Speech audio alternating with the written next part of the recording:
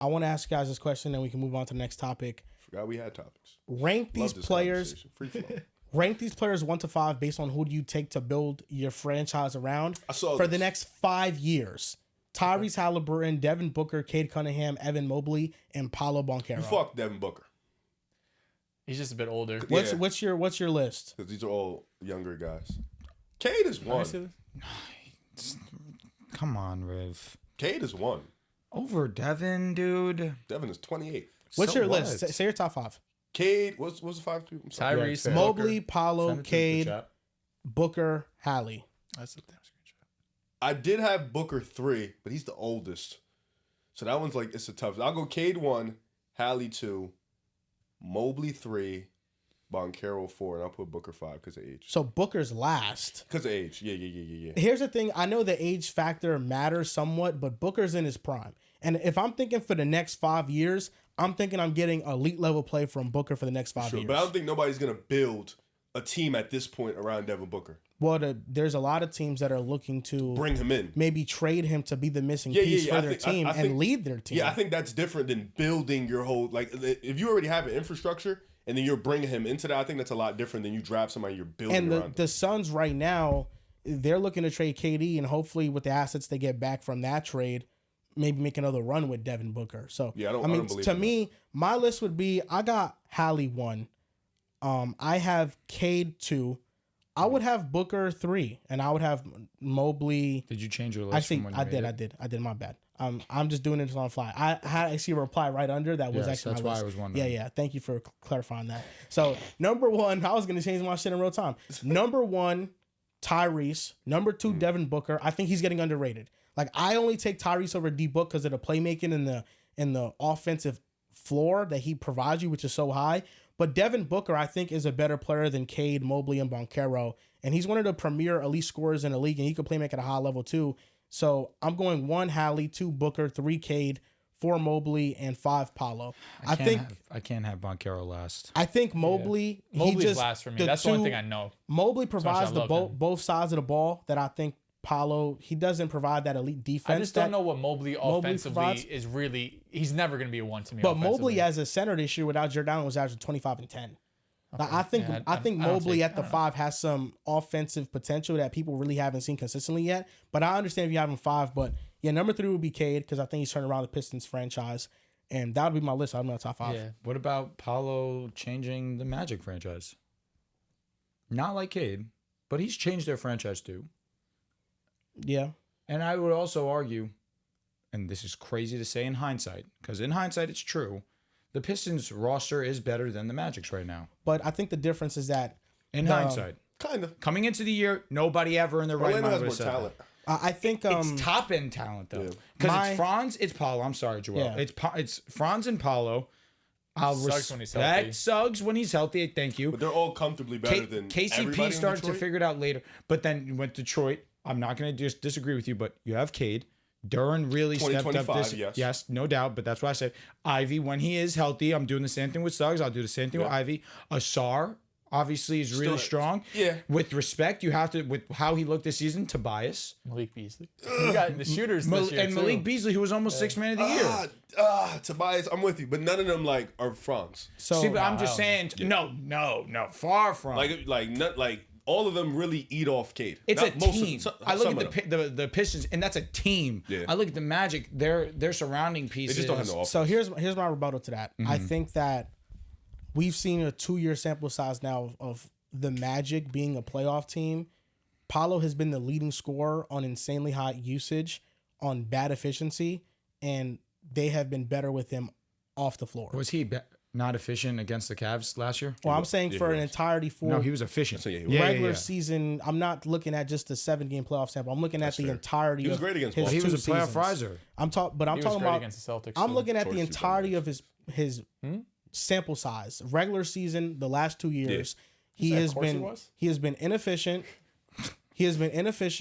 He hasn't led a good offense at all. The Magic are one of the worst offenses in the league. That's also not on him. The space. It's not on him, but it's also Cade's playmaking uplifted the Pistons offense in a way that I don't think Paolo could do the same for the Magic. I mean, he's different positions, but I agree. You do. I mean, the Pistons, I think last year for sure they didn't have a a good team around Cade, and the Magic cleared.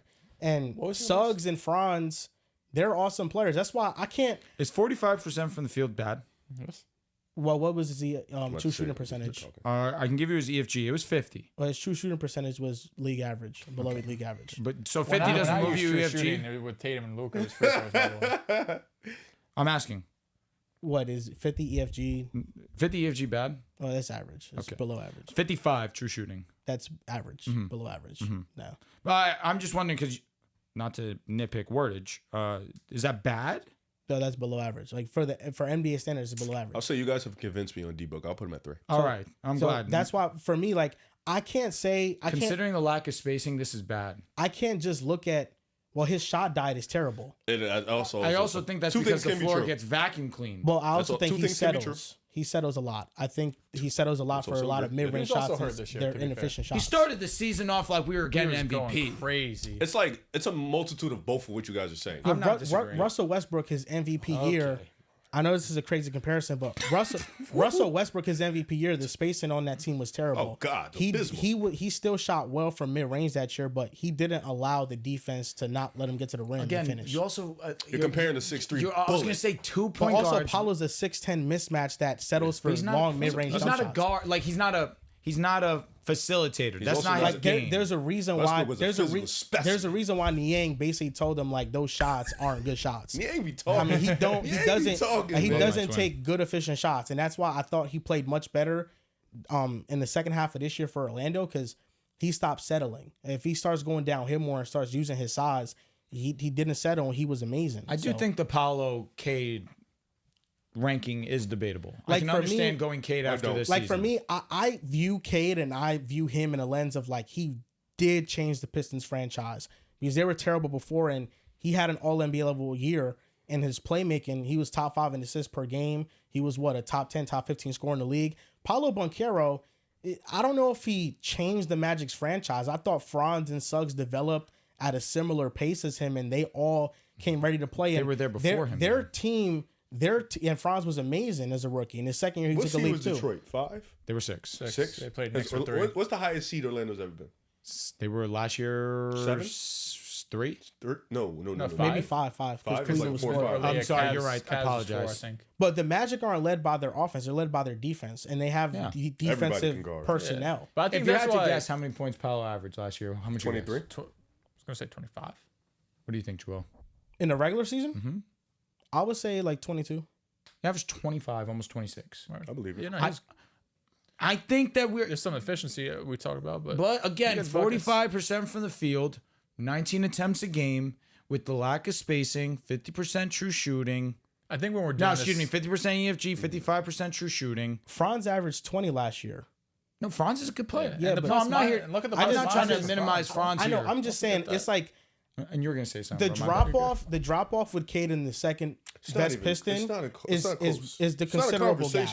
That I get. That's why I view Paolo more in line with Paolo and Franz led the Magic, not just Paolo. No, for sure. I don't think you can't just say Paolo. That would be. When I look at the Pistons, I more so say Cade kind of really carried. Franz is also when Franz is getting downhill too, because I think Franz knows, or at least is recognized that I cannot shoot the ball at least this year. Facts. So when he's getting downhill and he's being aggressive, he's so damn good finishing. So what's your list? I think Paolo, Mobley be 5 for me. Paolo be 4. I think Paolo, if you had Mobley's Paolo higher, to build around. I feel like he's easier. But I'm thinking like I want my number 1 to be able as offensively, like I trust him 100%, and he's the person I trust the least right now. Although defensively, he's obviously the best player by far. If this was who do I want as my number 2, Mobley would be number 1 on this list. You know what I mean? Which is kind of funny, but Mobley would be 5 just because offensive limitation is just long term. I think even though he's shown some growth, Paolo, I think if you had him higher, it's what he can be in the future, and this is for 5 years because.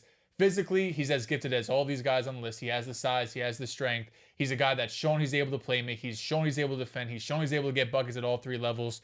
So I think the fact that you have, 5 years, or I guess this is based your, did you say 5 years? It's not in the tweet. No, it's not in the tweet, but I'll just preface that. Okay, yeah. So I can see him having higher, but I would have Paolo at 4 right now just based on the limitations we've seen so far. At 3, I would probably have... that's close. Halliburton, Booker, and Cunningham are all close. But I think at 3, I would have Booker, 2 Cade, or no, 2 Halliburton, 1 Cade. Here we are, Dels. What's your list? Pretty similar to Dell's. If 3 and 2 are close, I think I would have Cade 1. 3 and 2 are close. I would go Mobley 5. I'll go 4 right now. Paolo 3, Cade 2, Tyrese 1, D-Book. I don't hate him. I think my only question to the number one thing with Banchero is I feel like we love to tab guys as the number one, that they can be that, and with the skill set he can be. I think what Mobley brings defensively is probably just as valuable, and it's probably easier to maintain over a longer period of time. And he's 20 a night. And on top of that, like, he's shown that. Like, with Banchero, I'm not saying it's all his fault that he hasn't shown that. Like, he's shown that in the playoffs, 7 games against Cleveland, against Boston. He can be that number one guy. But a lot of the times we hope for a guy to be that, and in reality, there's not many number ones in the league. Like, there's guys that are the gimmicks of it because they're the best on their team, but how many true number one championship level guys? There aren't that many. But how many guys can you get that can guard 1 through 5, be your rim protector? Like, that's like where I'm at with it, where it's like what Mobley brings defensively from a big, it's probably the same value. If you swap Mobley and you swapped Paolo, would the Magic be drastically better? They'd be the same, probably. Probably the same. Would the Cavaliers be better? Would they be worse? No. Probably worse. They'd be worse. Just the fit's kind of weird. It's not even that. Like, they lose everything on defense. Like, you lose everything. I was going to say their defense really did fall off 2025. And it's Yeah, another that was with player him that being- needs the ball, in his hands to create those shots. The person on this list, He wouldn't get better looks though on the Cavs. No, offensively, he'd get better. But that's the only reason I say, like, he would need the ball. No one's he'd saying he get better. wouldn't. Like, But now he wouldn't get better opportunity. He would. He would be so much more efficient. But, like, would the team be so much better? Probably not. Would the defense The defense would take a hit. take a huge hit? But that And offense, which was already one of the best we've ever seen in league history. yeah, but they're already they lost because defensively they couldn't keep up, And they also that got was hurt. that was with Mobley. Like, you have so many liabilities on. I feel like it defense. gets overlooked that like Mobley is a better shooter than Paolo. He's been also much wide open. Yeah, I was going to say the shots But he they're has taking he is hitting is threes. certainly he different. hit threes this playoffs too, if I'm not He mistaken. hit threes during the regular season, Yeah, and he this shot year, a lot. This year he really. Last year he was year, Del. We saw 35% last from year. 3. Sure. So, but Mobley being that top 5 consideration for me too. if of these 5 players that I listed here, the one that I think has the chance to make me look the most stupid and like I'm dead wrong about his ranking is Evan Mobley. Evan Mobley's at 4. I think you had Paolo 5? I think in a couple, and it makes sense. PB 5, and it makes sense. Evan Who'd you have Franz? Franz on this list. You love Franz. He'll probably be 6, bro. I'm not gonna argue. I don't care. You wouldn't have him over Paolo? I don't care about arguing that. We're not arguing that right now. Yeah, it's because your boy can't shoot a fucking lick. All right, but okay. Don't worry, I have something for Paolo in a bit. But if somebody's gonna make me look stupid, it's gonna be Evan Mobley. I think Mobley has more of a case to be number 1 than 5. Like if I think Mobley, the defensive floor he gives you, he just won defensive player of the year, he did. and I think he can average 25 a night. Yes, we got one. Without Jared Allen on the floor when he was the full-time center, he was 25 and 10. And I think there's a difference. Not to cut you off. We talking about a big that can switch. Now, we're talking about a big. We talking about a big that can switch 1 through 5. He can drop 20 every night offensively. Yes. He's a great finisher. He attacks mismatches and he could shoot the ball. I just think there's a difference between a guy averaging 20 to 25 a night versus being like number 1 initiator, number 1 option on offense. Because you could average 25 and be a number 2, and you'd be great as a number 2. What does that Cavs offense look like? You pluck out Garland and Mitchell, and all of a sudden Mobley's the guy getting buckets. This is where I think Mobley kind of gets a little underrated because he's playing on a talented team. People are overlooking how good he really is. No, I think if Mobley had a team to himself, we'd look at those numbers and they would skyrocket. His numbers are being held back because he has to share the ball with everybody. I love his role but on the number, we talking about on the number 1 seed, Cavaliers. Arguably most important. He was the most important start to finish for the Cavaliers the entire season. He was their most impactful player. Hey, they talk about it in the house in Cleveland. This is their guy. Like, this is their franchise. He's that player. good. He should that be. Donovan He's says the it. youngest. DG say like He's got the most most upside. of potential. Like, Yeah. this So is that's their why guy. when I think about it, like him or Devin Booker, I'm like, It's unfortunate. It's the I age might thing. go Mobley, like him or Cade.